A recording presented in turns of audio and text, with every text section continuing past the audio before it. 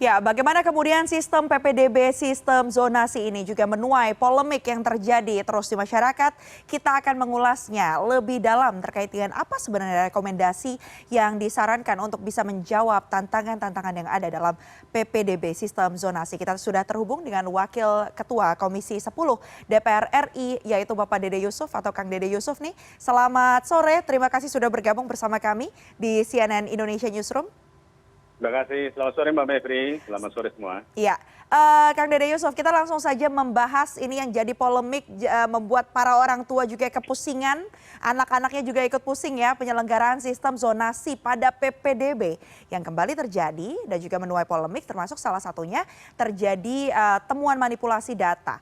Apakah ini kemudian artinya dari DPR RI menilai sudah saatnya sistem ini diganti? Masih relevan tidak?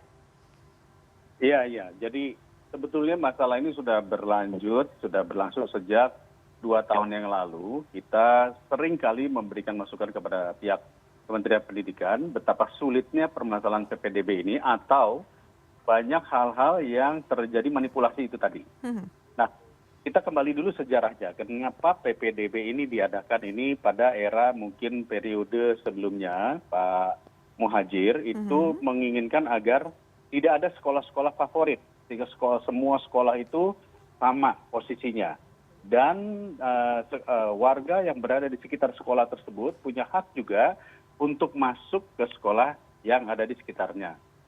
Dan inilah kemudian yang menjadikan mulai banyak akhirnya anak-anak yang ingin masuk pada sekolah favorit itu mencoba berusaha untuk mencari rumah-rumah terdekat yang berada di sekitar daripada lingkungan sekolah.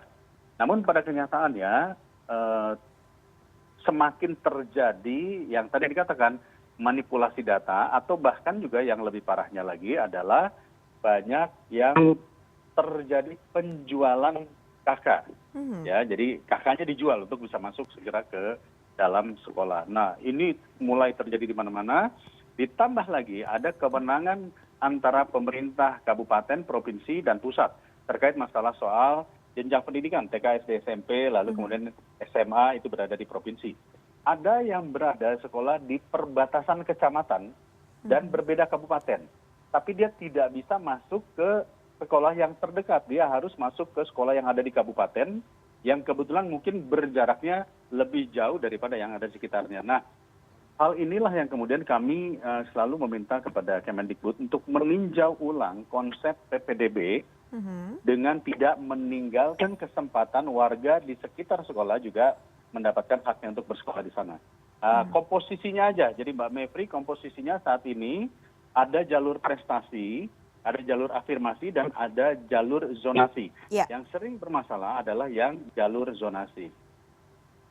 Baik, artinya kalau menilai dengan kondisi yang ada saat ini, rekomendasi dari DPR seperti apa? Apakah kemudian ditambah kuota untuk afirmasi dan juga tadi sistem dari nilai begitu dibandingkan dengan sistem zonasi yang memang ditimbang-timbang ini dinilai oleh DPR lebih banyak sengkarutnya? Baik, jadi kalau misalnya kita katakan apakah kita bisa merubah secara keseluruhan, sistem yang sudah berjalan untuk dirubah lagi tentu akan terjadi tumpang tindih, apalagi sekarang dengan konsep Merdeka Belajar yang sudah mulai merubah kurikulum dan lain-lain, itu juga sudah mulai katakanlah menjadi satu isu tersendiri. Oleh karenanya kami meminta agar komposisinya itu dirubah sedikit saja. Satu contoh misalnya, kalau sekarang zonasinya adalah 50%, lalu prestasinya 30%, lalu afirmasinya 20%, mungkin kita akan besarkan jalur prestasinya. Artinya prestasinya yang 50%, ya, sehingga orang masuk sana harus tes, harus mendapatkan NEM, harus nilai yang baik. Lalu kemudian komposisi zonasinya bisa kita kurangi antara 25 sampai 30%. Dan jalur afirmasi itu untuk perpindahan orang tua yang bertugas, atau mungkin siswa miskin dan lain-lain itu tetap diadakan. Nah, ini yang akan kami mintakan segera pada saat kami rapat nanti dengan pemerintah. Oke, baik. Yang pertama, kapan kemudian rencana rapat akan diselenggarakan? Dan pertanyaan yang selanjutnya adalah, kalau kita bicara bagaimana proporsi kemudian dari nilai ini bisa ditambah begitu, di sisi lain banyak juga yang kemudian mempertanyakan bagaimana nanti bentuk pengawasannya. Karena bicara tentang satu sistem, celah-celah kecurangan atau manipulasi juga bisa terjadi. Di antaranya kalau bicara soal nilai, ada juga potensi nantinya pihak sekolah misalnya membesarkan nilai dari siswa tersebut agar bisa masuk ke sekolah-sekolah unggulan. Artinya itu kan juga lagi-lagi tidak bisa menjawab akar masalahnya untuk pemerataan kualitas sekolah yang diharapkan awal mulanya dalam pelaksanaan sistem PPDB ini berlangsung, terutama untuk sistem zonasi. Silakan. Ya, terima kasih Mbak Mevri. Sebetulnya sistem apapun yang diberlakukan, celah-celahnya itu pasti akan ada. Namun tujuan utamanya sebetulnya adalah bahwa mestinya setiap sekolah itu sama. Jadi tidak bisa dikatakan bahwa ada sekolah yang lebih baik, ada sekolah yang tidak baik. Semua sekolah, terutama negeri, mestinya standarnya sama. Demikian juga nanti sekolah swasta pun harus didorong agar memiliki standar yang sama. Sehingga bagi orang tua menyekolahkan anaknya dimanapun itu memiliki standarisasi yang sama. Itu isu yang harus dilakukan.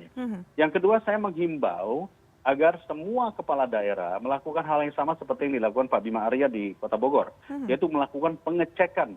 Karena permasalahannya ini adalah permasalahan dukcapilnya, di mana dukcapil atau mungkin kita sebut saja perangkat-perangkat kelurahan, kecamatan dengan amat mudah memberikan izin-izin kartu KK yang titipan.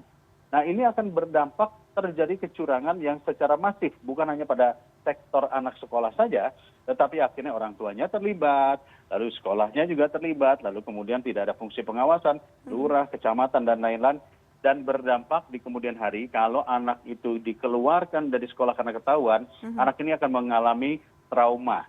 Nah, kita tidak ingin anak-anak kita mengalami trauma, itu sebabnya PR besarnya adalah menjadikan semua sekolah memiliki standar yang sama. Plus tentu kalau kita berbicara lebih jauh lagi adalah bahwa ada beberapa wilayah, beberapa daerah yang kekurangan sekolah. Sehingga menyebabkan seorang tua harus menyekolahkan anaknya ke tempat yang lebih jauh. Nah, ini catatan penting ke depan bahwa perlu ada penambahan sekolah-sekolah negeri yang mana untuk menampung siswa-siswa kita yang tidak masuk. Nah, terkait pengawasan dalam konteks ini tentu sangat sulit sekali kalau pengawasan diberikan kepada perangkat hukum, karena akibatnya akan banyak orang tua murid akhirnya akan masuk penjara. Ini tidak boleh terjadi. Dunia pendidikan itu harus sifatnya mendidik. Jadi oleh karena itu pentingnya komite sekolah, kepala sekolah, dinas pendidikan untuk melakukan fungsi-fungsi pendidikan, termasuk juga kawan-kawan anggota DPRD di daerahnya. Plus tambahan lainnya lagi, perlu dicatat permasalahan PPDB bukan hanya masalah soal zonasinya, tapi banyak titipan. Nah, kalau kita mau jujur, titipan-titipan juga banyak berasal justru dari katakanlah pemangku jabatan-jabatan tertentu yang dalam tanda kutip mungkin memaksakan untuk masuk di sekolah tersebut. Nah, melalui sistem prestasi, artinya melalui sistem tes inilah, itu akan kita kembalikan supaya siapapun mau masuk di situ selama mengikuti tes dan juga prudent dan integritasnya terjaga, insya Allah itu bisa diterima di sekolah. Baik, ini menjadi sentilan tersendiri ya bagi pihak-pihak yang mungkin tadi memanfaatkan celah-celah tersebut, kemudian menjadikan integritasnya juga dipertanyakan begitu. Kalau tadi kita sempat disinggung oleh Kang Dede Yusuf terkait dengan bagaimana kemudian penegakan hukum atau law enforcement di bidang pidananya ini justru harus kesampingkan begitu. Sementara di antaranya ada sejumlah pakar yang menilai justru dengan adanya penegakan hukum seperti ini, itu justru akan lebih memberikan efek jera kepada mereka yang melanggar, termasuk pemalsuan data-data melalui dukcapil, kemudian penerbitan KK-KK yang palsu begitu. Tanggapan Anda terkait dengan hal ini seperti apa? Karena ternyata sistem diskualifikasi bagi anak-anaknya saja kurang dirasa menggigit begitu untuk bisa diterapkan, memberikan efek jera. Iya, memang ini ada pro dan kontra. Ketika kita berbicara perangkat hukum masuk kepada dunia pendidikan, ini akan menyebabkan akhirnya nanti dunia pendidikan itu takut untuk melakukan apa-apa. Kita sudah sering mendengar bahwa di dalam sekolah itu permasalahan tidak hanya masalah zonasi. Ada masalah bullying, ada masalah kekerasan di dalam sekolah, ada masalah kekerasan seksual dan lain-lain yang kemudian kalau ini semua masuk perangkat hukum, tentunya akhirnya yang terjadi guru tidak berani mengajar dan siswa juga akhirnya tidak mendapatkan pendidikan karakter dan juga orang tua melepaskan begitu saja kepada yang namanya sistem pendidikan. Ini adalah tanggung jawab bersama. Kalau kita berbicara pendidikan, ini adalah tanggung jawab bersama. Negara bersama dengan masyarakat. Oleh sebab itu, jika hal-hal seperti ini ada sanksi, saya menyarankan sanksinya itu adalah sanksi yang mendidik. Satu contoh misalnya, kalau di beberapa negara saya pernah dengar, begitu ada ketahuan pemalsuan dan lain-lain, maka baik siswa maupun orang tua ini diberikan sanksi sosial atau sanksi administratif. Satu contoh misalnya, pajak dia akan dibekukan. Jadi tidak bisa melakukan, katakanlah mendapatkan BPJS atau mendapatkan kredit bank dan lain-lain. Itu biasa dilakukan di beberapa negara. Jadi sanksinya bukanlah sanksi yang hukuman. Karena ada juga orang-orang tua yang memang merasa saya harus mencari sekolah yang terdekat karena ongkos transportasinya jauh. Itu sebabnya mereka mengejar kepada sistemnya tadi merubah KK. Kita bicara soal pendidikan.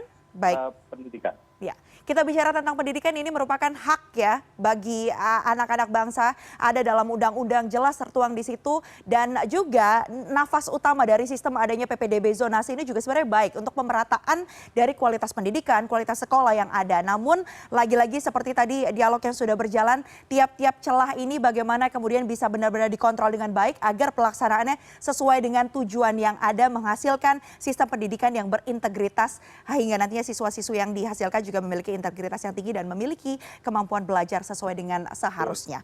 Terima kasih banyak sudah bergabung bersama kami hari ini, Wakil Ketua Komisi 10 DPR RI, Kang Dede Yusuf. Sampai berjumpa lagi di dialog selanjutnya. Terima kasih. Sehat selalu. Assalamualaikum. Waalaikumsalam.